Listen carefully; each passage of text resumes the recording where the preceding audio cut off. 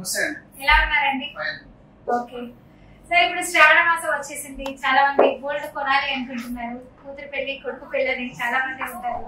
So కొంచెమైనా బంగారం తీసుకుందాం అనే ఒక కేటగిరీలో కూడా కొంతమంది ఉంటారు కొనుక్కోవాలని. సో అలాంటి వాళ్ళు గోల్డ్ ఆర్నమెంట్ పెట్టరా, గోల్డ్ కాయిన్ పెట్టరా, గోల్డ్ ఏమంటారు గోల్డ్ బాస్ అని చెప్పి బిస్కెట్ అంటుంటారు. సో అలా కొనుక్కోవడం బెటర్ అంట. ఇంకా చూసుకుంటే లాస్ట్ మంత్ విధంగా చూసుకుంటే 1,50,000 పైన అవుతుంది గోల్డ్ రేట్, ఎక్కువైంది అన్నారు. ఇప్పుడేమో తగ్గిపోతుంది అన్నారు. సో ఏంటి దీని గురించి కాస్త వివరించేసేయండి. జనరల్ గా ఇప్పుడు అన్నిటికంటే వోలటైల్ ఏదైనా ఉంది అని అంటే గోల్డే ఉందండి ప్రజెంట్. అంటే ఒక రోజు పెరుగుతుంది, కొన్ని వారాలు తగ్గుతుంది, కొన్ని వారాలు మళ్ళీ పెరుగుతుంది. అయితే మనం ఎప్పటి నుంచి అయినా చెప్పేది ఒకటే, గోల్డ్ అనేది యాజ్ ఏ ఆర్నమెంటే కొనమని చెప్తాం.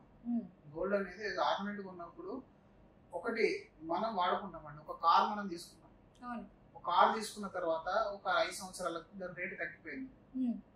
రేట్ తగ్గిపోయినప్పుడు డెఫినెట్ గా తగ్గుతుంది, ఎందుకంటే ఏజ్ తో కూడా తగ్గాలి కదా. అక్కడ అది మనం వాడుకుంటాం కదా. అయితే మీరు తక్కువ రేట్ కమ్మినప్పుడు అది కండిషన్ బాగాలేక నార్మల్ దగ్గర రావాల్సిన రేట్ కూడా రాలేదు. రావాల్సిన రేటు అంటే మామూలుగా నేను 10 లక్షలు పెట్టుకున్నాను, 5 సంవత్సరాల తర్వాత దానికి 4 లక్షలు రావాల్సింది, 5 లక్షలు రావాల్సింది ఉంది. కానీ బికాస్ ఆఫ్ డ్యామేజ్ లేకపోతే ఆ టెంపరీ కండిషన్ వల్ల నేను 2 లక్షలకి అమ్మాను. అయినా ఏంటండి లెక్క, షోరూమ్ లో ఉంటే ఒక రేట్ లో ఉంటుంది, బయటకు వస్తే ఇంకా దాని రేట్ పడిపోతుంది. వాడేస్తారు కదా.